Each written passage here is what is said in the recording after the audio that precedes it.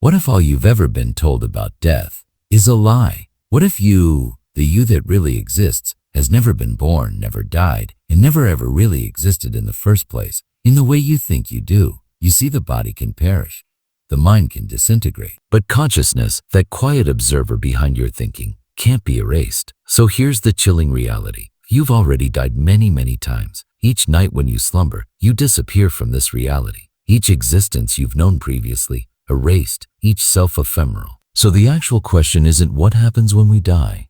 The actual question is, who is it that dies in the first place? People are scared of death, not because they comprehend it, but because they don't. They're frightened of the unknown, of the instant when the mind relinquishes command. But suppose that death isn't the end of your book. Suppose that it's only the next page. For thousands of years, mystics and sages have murmured the same secret. Death is not a secret. Death is a transition. It's the awakening of the soul, the moment when the spark in you breaks free from the illusion of flesh and bone. To the Tibetans, dying wasn't an end. It was a going back, a return to the source from which all things come. And that source is you. When the last breath is released from the body, something starts that few can possibly envision. It's not darkness that welcomes you, but light. Not fear, but uncovering. Those who follow the ancient traditions say that the soul begins to enter into places called the bardos, spiritual states of being that are in between worlds. The term bardos simply means in between. It's not just what happens after death, it's also what happens between every transformation in life. Birth, sleep, meditation, all are micro-deaths, gateways into deeper dimensions of consciousness.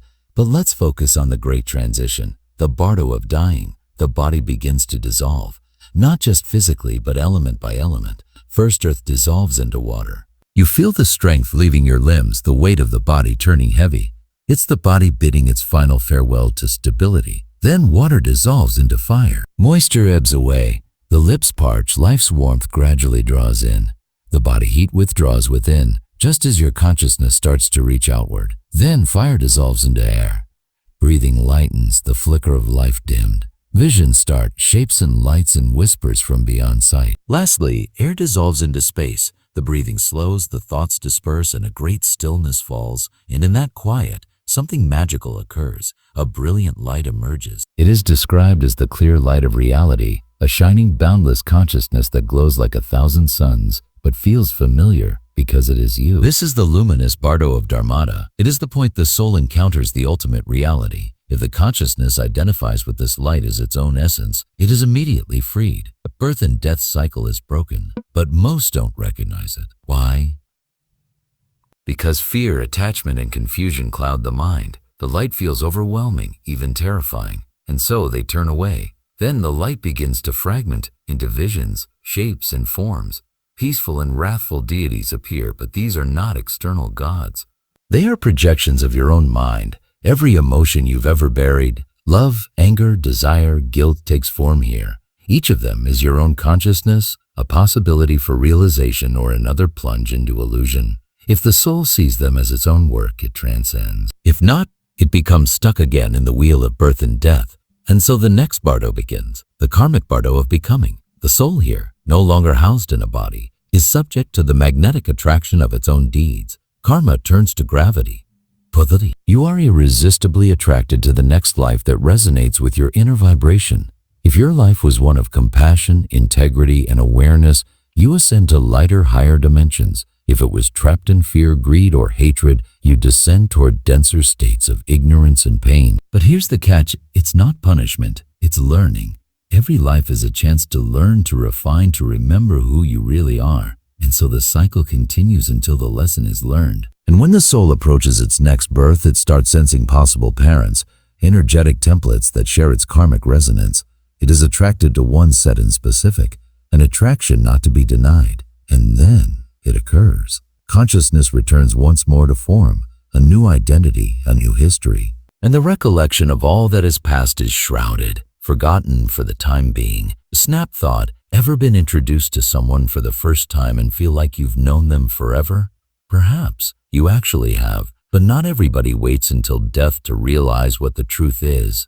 The Tibetans mention two other bardos that we can visit while we are alive, the bardo of dream and the bardo of meditation. Each time you dream, your consciousness departs the body for a little while, visiting worlds that are similar to the afterlife. Lucid dreaming, therefore, is more than a recreational activity, it's death training. And in meditation, something still deeper occurs. You experience the same radiant awareness that comes at death, the clear light of mind, alive. That's why the greatest masters take lifetimes to prepare for that one moment of passage, because when death does arrive, they are prepared. They know the light. They don't flee. They blend with it, uniting with the infinite. Death, therefore, is not the foe. It is the ultimate instructor. It teaches you that all that you ever held onto, every fear, every attachment, was transitory, and what's left when all that evaporates is eternal awareness. That's what you are.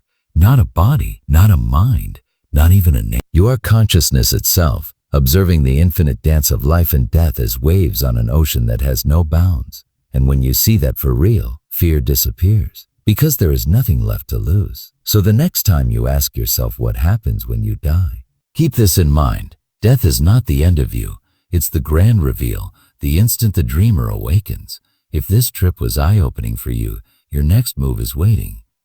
Head to my channel and watch the video entitled The Hidden Signs Your Parallel Self is Contacting You. Because if the soul never really dies, then maybe another you, right now, is already attempting to get